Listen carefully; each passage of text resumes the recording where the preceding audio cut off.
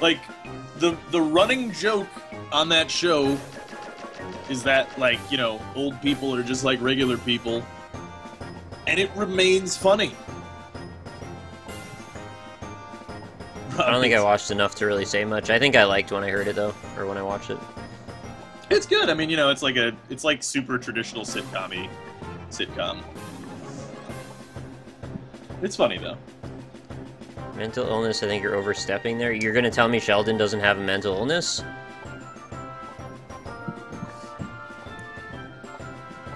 That's a broad classification of things. I mean, I have a mental illness. I have anxiety and depression issues.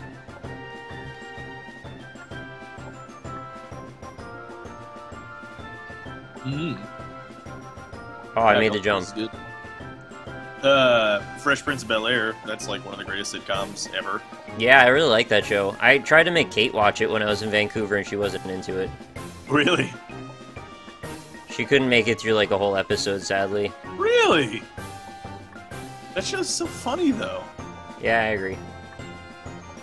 I think you have to appreciate the ironic value in it, too, though. Yeah. Especially if you watch, like, the first season. Yeah, it was the first episode is the one we watched. Oh, okay. Well, maybe that's not, like, the best way to break into the Fresh Prince of Bel-Air, I think. There's a bit of a timestamp on that, and it doesn't necessarily come across to people who may not have shared those experiences. Especially all his outfits in the first season are, like, super, like... Oh, he looked kind of ridiculous. Kind of?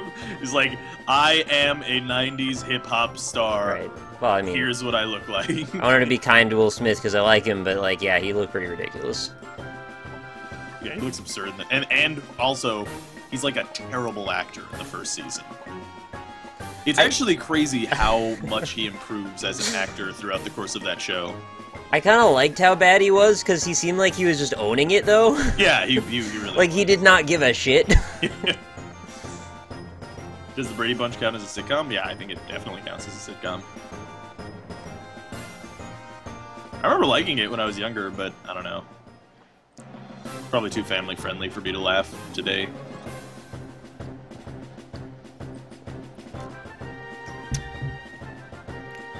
Dang, these late night... No, it's Rob rated me from the NLSS, so that's kind of why there's so many viewers. Mm-hmm. But not usually quite this popular. Rob sounds a lot like Bob from Bob's Burgers. I've been told that, actually. I take that as a compliment because I really like John Benjamin's voice.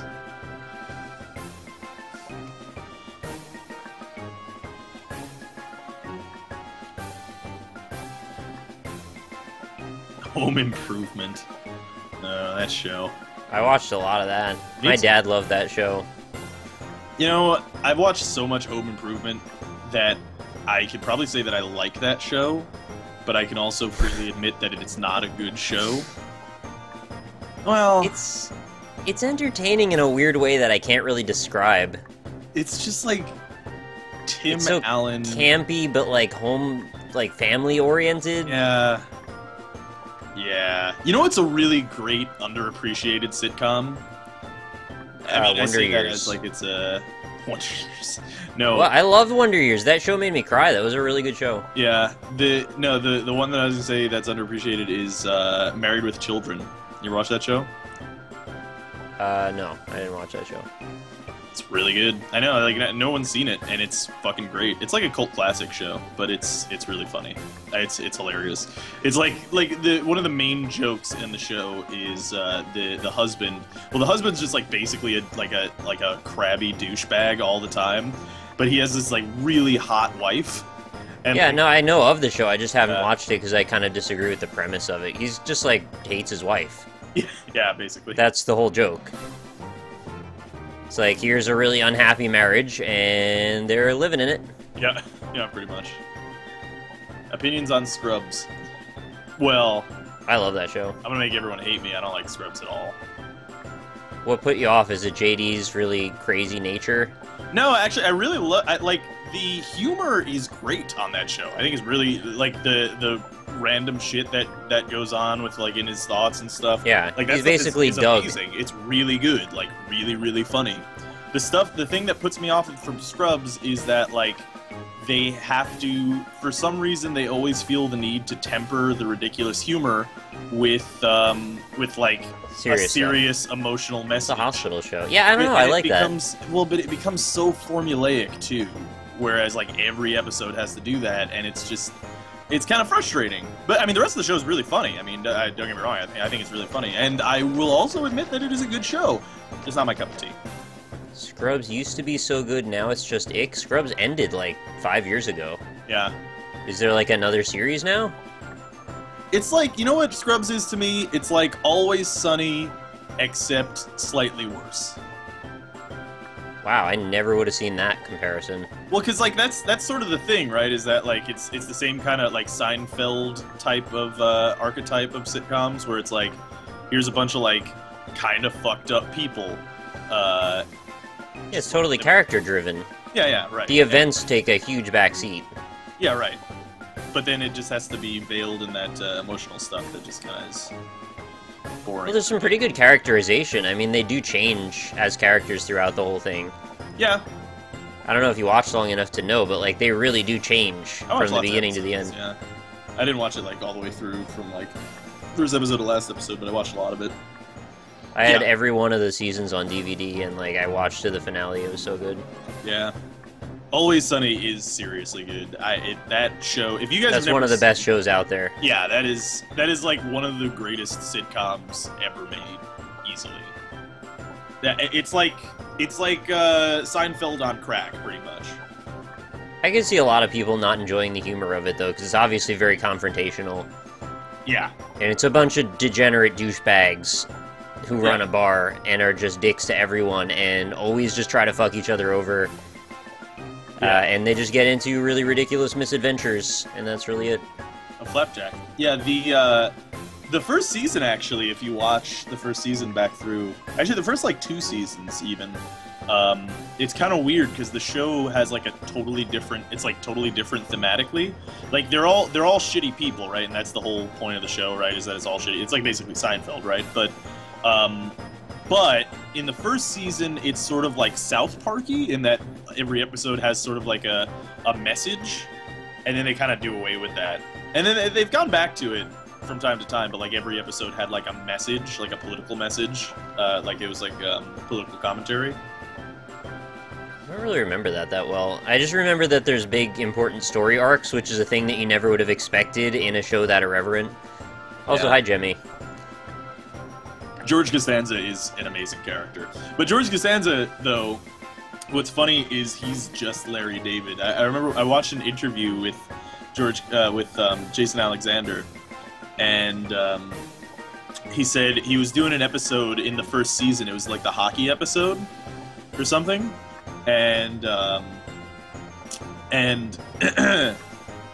like, George as a character actually evolves because he just becomes more Larry David, but essentially, like, Larry David, in case you guys don't know, was the writer of the show. That's where he got really famous, and then he ended up making Curb Your Enthusiasm, which people also really love.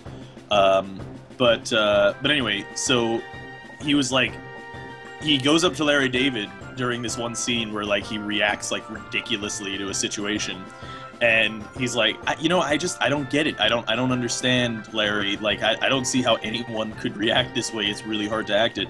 And he's like, well, this is just something that happened to me. This is how I reacted to it. And he said from that point on, he just made George Costanza Larry David, pretty much. Because Larry David is just that ridiculous of a person. So I always thought that was a cool story. Yeah.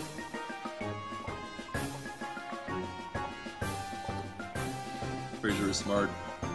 Yeah. Yeah, I'll check it. I haven't done a check-in on my death and time count. I'm at 5,472 deaths with a time of 12 hours, 30 minutes right now. Oh, Sherlock is amazing. Yeah, I still haven't watched that. I mean to eventually. Oh, you really should. One day when I run out of all my other shows. You will fall in love with it. It is incredible. Do you know when the new Doctor Who season ends? No, I don't actually. I want to like wait for it to all be available and then watch it all in one go. Yeah, that's fair. I don't know. Probably after Christmas. Yeah, they have a real thing about Christmas on that show. Oh, well, that's the whole theme of the show, Silken, of Seinfeld. It's just like a bunch of fucking like really awful people. Yeah, I mean that's just sort of what the show is. They're just a bunch of really terrible people. They're not nearly as awful as the people in like Sunny. I mean, yeah. but Always Sunny is like I said, it's like Seinfeld on crack. Like that's the whole thing. Is like it takes that idea, just hey, hang around with these like really awful people. I mean, Jerry's not even that bad. Generally. Yeah. I think he kind of means well, usually. Yeah, well, I mean, there's like that one episode where he's like dating this woman for like 2 or 3 weeks, and he doesn't know her name. And then, But that was a mistake, right? Like, he just didn't... He was too awkward. Like, it's a show about how a man deals with an incredible case of social anxiety. Yeah. That he doesn't want anyone to know he has. Yeah, but they also do like some really awful shit in the show. Like, I mean, the way that the show ends, I'm not gonna spoil it, I guess, even though it's like not like super important or anything. But the show ends in the only way that it can. You remember how it ends, Nick? I think so. I kind of have to say it though. Is that really a thing that people care about spoiling? Yeah, I don't think I care about spoiling. All right, here I'm gonna spoil the end of Seinfeld. It's not super important. It's because it's not like, you know, you're not watching Lost or something. But essentially the show ends, the last episode of Seinfeld is they all go to jail. Like, yeah, I remember that. That's the end. Like, they all go to jail. That's the end of Seinfeld. And it's the only way it can end, is just like a bunch of, like, that's how Always Sunny has to end too. Like, if they ever end that show, the way they have to end it is they all have to go to jail forever. I would have no problem with them just ending it on nothing. Like, nothing changed, the show just doesn't make any more episodes. Yeah, that probably is how it's going to be. It'll eventually just get canceled. Just fizzle it out. Like, whatever. I don't want it to even have to wrap up. It doesn't matter. The show doesn't have really, a message that we care about. Oh, they go to... So, Silken, the reason that they go to jail is because... Okay, essentially what happens is... it's not like a penitentiary. They're not they're just in like a holding cell, if I remember correctly. Yeah, but they do go to jail for like 3 years or something. Really? Yeah. I don't remember that. Essentially what happens is they travel to like Pennsylvania or something for whatever reason, and essentially they witness some guy getting his car stolen, and they see him getting his car stolen, like, in front of them. They're, like, right across the street. And they just, like, laugh at him and poke fun at him while he's getting his car stolen. I think they film it, actually, as well. Him getting his car stolen. Yeah, okay, I remember now. Right, and then it turns out that there's a rule or a law in Pennsylvania, which I don't know if is an actual law or not, but... That wouldn't surprise me. Yeah, the law is that, like, if you see someone in trouble like that, you actually have to help them. You can't sit and just, you know, fucking laugh at them across the street.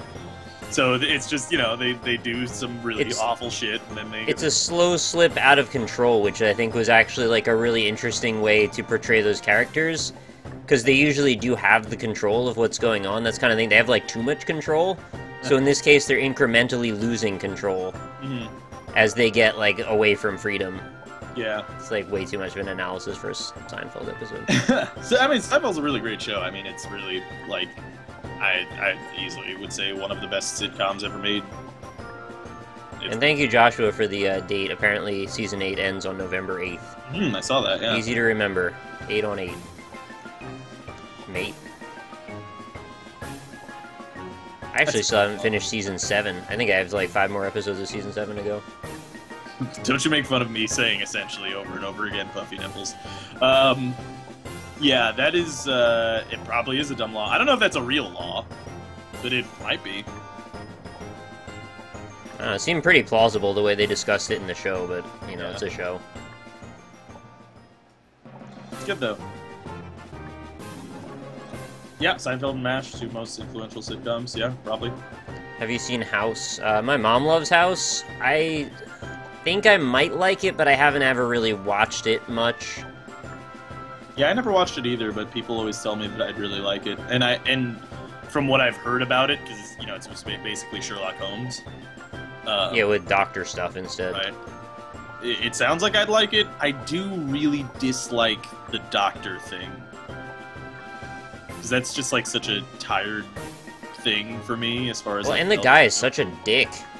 Yeah, I like that though. Like, I mean, you know, he's supposed to be Sherlock Holmes, you know, so like he's supposed to be a dick, basically. I guess. Have I seen Roseanne? I have. Yeah, Roseanne's alright. It's fine. Yeah. Honestly, like, if you hadn't said that, I probably never would have remembered that I've ever watched that show, even though I've watched it a bunch. I really love John Goodman. John Goodman's great. Yeah, he's alright.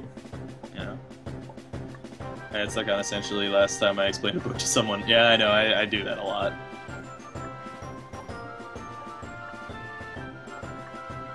I feel like I'm not making very much progress with this level. You've been dying on the same thing. It's always that jump. I don't really know how to navigate that properly. Yeah, that's rough, man.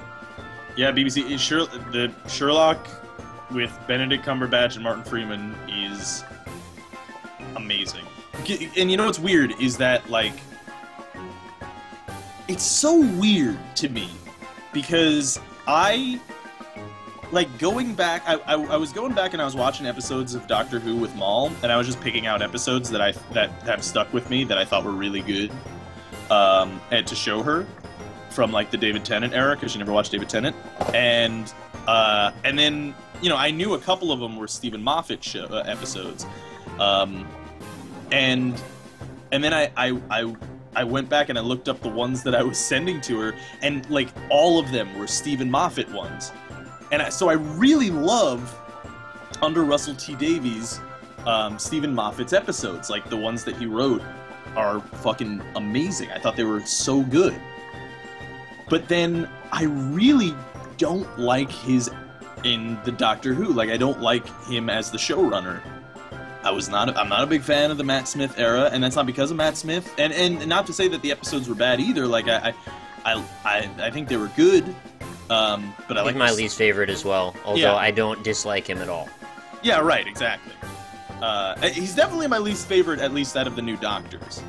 But yeah, and so I don't like the Stephen Moffat showrunner era, but then Stephen Moffat also did Sherlock, and that show was fucking brilliant, like, so good. So I don't know, Stephen Moffat is just a goddamn enigma to me. I feel like I have to say, whenever I say anything negative about Matt Smith, I have to qualify the bar as real damn high. Yeah, totally. I'm not actually putting him down, I'm just saying that out of a group of really outstanding actors, I find him the least enjoyable, but I still really like him. Yeah, I mean, like, it doesn't help that, in my opinion, I think David Tennant is up there as one of the best doctors to ever play the role. So, like, it doesn't help that he immediately followed up David Tennant. Right. For me. And thought, yeah, I know Elementary, there's no way they could stand up to Sherlock, but I watched Elementary, became a fan. Yeah, I don't know if I want to watch Elementary. I might do it. What the hell's up with that Doctor Who spin-off show? Oh, are they going to make a spin-off show with the lizard lesbian? The one, I thought they did already. Oh, yeah, Torchwood? Yeah, I thought I watched one episode and it was, like, really dumb. They actually did 2 spin-offs from Russell T Davies as the showrunner. Because people know about Torchwood, but a lot of people don't actually know that they did another spin-off that featured, what's-her-face? Tom Baker and John Pertwee's companion. God, what's her name? She actually showed up in a Tennant episode with the dog robot. I know exactly the episode you're talking about, and I don't remember her name anymore. Okay, well, after that It was the one with the school, right? Yeah, exactly. And after that episode, that became its own spin-off. It was like a more child-oriented Doctor Who-esque show. That's it was strange. Like, Sarah Jane Adventures. And I never watched any of it. I never watched Torchwood either, but yeah, that was one of the spin-offs. Well, that's the other thing about the Stephen Moffat era is, like, they fucking go on and on with the lizard lesbian. And, like, Strax is great. Strax is a great character. But the rest of the storyline with Lizard Lady, like, I don't care. I just don't care about those characters. And it's like, Moffat, if you're gonna make a spin-off, make a goddamn spin-off. But stop putting her in Doctor Who because it's really boring. Someone in chat asked, why does the Doctor keep changing every 5 seconds? He doesn't change every 5 seconds, it just seems that way, because if you don't follow the show, like, you just get to see all the episodes at once. But there's actually a pretty long amount of time that goes with each Doctor. The show's just been running for, like, 30 years or more. What was it, since the 70s? Which one? So, Doctor Who in general has just been running for years. Longer than that, I think. It's 60s? It's 50 years old. It's like 51 years old now. Right. So across all of those years of the show, and they did the original for a lot of years, and then it stopped, and then they did a reboot, which started in like what, the early 2000s, 2005, and has been running every year since then. There's actually, this is the 4th Doctor since the new series. Yeah. So that's not all that many, and that's in like 10 years. Yeah. Oh, and why does that happen? I kind of didn't address the question at all. That's because when he gets terminally injured, he regenerates his form as a different white English male for some reason. It can be anything, but it always seems to be the same thing, just as a matter of practicality. Yeah. You know, he's been to every galaxy. Actually, he's not English anymore. Oh no? Yeah, he's Scottish. He's the first. Oh Scottish yeah, my Doctor. bad. Sorry. Yeah, you're right. So this new one is Stratus is too much of comic relief for me. He is like the definition of like, hey, this is a comic relief character. Also, there's this episode. Lisa gonna die? It's the Trenzalore episode. I won't spoil it, but they do this one thing. Is this new? No, this was in the last season with Matt. In 7. Yes, yeah. Okay, so I may not have seen it. Well, yeah, I'm not going to spoil anything. But, Okay. like, there's this thing that happens concerning Strax and another character where something happens to them, and then they completely undo it seconds later. And it's like, Okay. so what was the fuck was the point of that then? Like, what? Why? Suspense? It wasn't even suspense. It was literally seconds later, and it was just like, that seems. Not only did it seem silly, but it's like, if he can just do that, why don't they have that all the time? That sounds like a great... Okay, well, I mean, this isn't helpful since I don't know what you're talking about. Yeah. Scotland is an independent of the UK, so I'll say it's English. A Scot would be real mad at you for saying that. Sorry. Doctor became black, I think it would ruin it for me. I would love to see a black Doctor. I'd like to see a woman Doctor. I don't even care who the Doctor is. It's just, like, really strange to me that they make a point of that it could be anything in the universe, and yet it's always a white male. I think the 2005 reboot has done an amazing job at diversity. Yeah, in general, the show's fantastic for that. I just think for the Doctor, it's kind of funny, that's all. Yeah, totally, yeah. Trying so boring now, you aren't even noticing it, yeah. Like a reptilian. Yeah, I don't know. I don't think anything will convince me that Reptile Lady is interesting. What is the premise behind Doctor Who? Ooh, alright. So, You want to take a stab at it? Because Yeah. I have ideas, but I feel like I'll do a disservice. The basic premise is you have this guy who can travel through time in his thing called a TARDIS. It's a spaceship. Yes, and he's essentially immortal, pretty much. And I mean, not really, right? I mean, 700-something years, I thought. yeah, well, that's why I say. Well, actually, now he's over 2,000 years old. But Wait, does the regeneration change the reset on his life expectancy also? yeah, Oh, I didn't ever know that. I thought it was one life expectancy through all regenerations. no, he like each regeneration has its own like actual Okay. lifespan. It's like, a new life. I didn't get that part. All right, I've learned something today. But Keep it's going. weird too, because like it has its own lifespan, but it's also extremely long. So it's weird, but yes, it does. They do all have their own life expectancies. But anyway, so he's functionally immortal. He can travel through time, and essentially he's just a guy seeking adventure and exploration, and that's pretty much it. Like he's just a man who's out for pretty much a good time, and he gets into a lot of adventures, and really under it all he has He's a genius. He's brilliant. He's extremely witty, and he very speaks very witty. quickly, and he makes decisive action. Yeah. And he has companions, which is also a thing.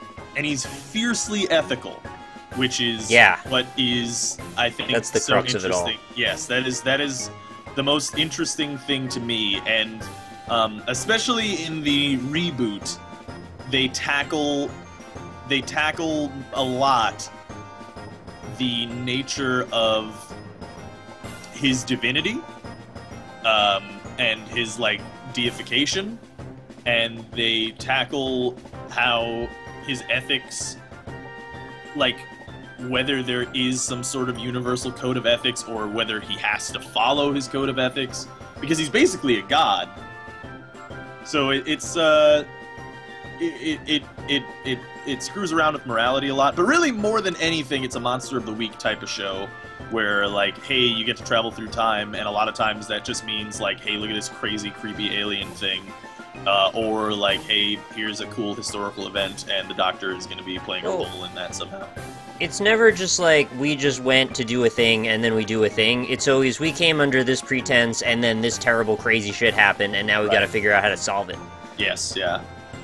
Because it kind of, you made it sound a little bit like it's just freeform exploration, and like they don't really have a plot. But no, it's very strictly scripted. Everything is very intense and happens for a reason. And the writing is fantastic, and the stories all interweave into each other. There's recurring characters for long periods of time. There's recurring enemies that hate him forever, and all kinds of crazy shit happens. Yeah. And it's also really emotional at times, too. There's a lot of episodes that have been intensely emotional, and some that make you think in ways you never expected to. There's like storytelling tropes that I've never really seen executed in that way before that have all been through that one method of, you know, part of Doctor Who. Mm-hmm. And it's funny, too.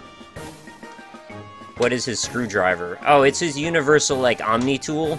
Mm-hmm. It basically, like, solves the issue most of the time, whatever it is. I was gonna say, like, it's all of the other descriptions plot device. Really matter. It is a plot device. It is a Deus Ex Machina, is what that is. I love that the description is a plot device. Like, it's a literal device of the plot. Yeah, that is literally what that is. But it can't solve the problem if it's deadlocked. That's the only. Yeah. Yeah, like they can choose. It's I actually really hate the sonic screwdriver. I think it's gotten a lot worse under Moffat, and it's his omnipotent element. It's the thing that gives him his special powers, because otherwise he's just a dude. Yeah, see, but that's the thing. That's like, if you watch the old Doctor Who, like, there's this one episode with oh god, I forget his name, the Fifth Doctor, the one after Baker. I don't know old Doctor Who. Well, essentially the whole theme, or the whole conflict of the episode, is that there's a bomb that's going to go off. And it's a really complex bomb, and no one can defuse it, but the Doctor's a fucking genius. So he has to defuse the bomb. Now, if this were a Moffat-era, like, plotline, here's how it would end. Doctor goes up to the device, points the sonic screwdriver at it for a second, boom, bomb defused. You know, the thing I have to remind you, though, and I think an important part of the whole Doctor as a dynamic, is that he's wily and he's unpredictable, too, though. Yeah. And he thinks of things so far in advance that a lot of the time the audience is going to have no clue where he's even going to go with a line of reasoning. So it's never as straightforward as that, in my opinion. I know it sounds like it could be, but, like, I don't think they would write that way. Yeah. There are lots of episodes, though, where it's just like, hey, we couldn't think of a way to end this, so we'll just sonic screwdriver out of it. I really don't get that impression very often. It happens in a lot of Moffat. Oh yeah, maybe I was starry-eyed at the time. Regress to the link to thing. This is why the sonic screwdriver is dumb. But yeah, look at the. Oh, let's see. It's amount of sonic screwdriver use per episode. Oh jeez, it's like the executive orders under president's list that we're looking at. Yeah. That's so funny. Yeah. Good link. Thank you. Yeah. So what's funny is that it became more powerful over the Doctors. So, like, when Troughton first, like, used the sonic screwdriver, it literally was a sonic screwdriver. Like, he used it purely to take screws out of a thing from a distance away. Like, that's all it was. Oh. Like, that's that.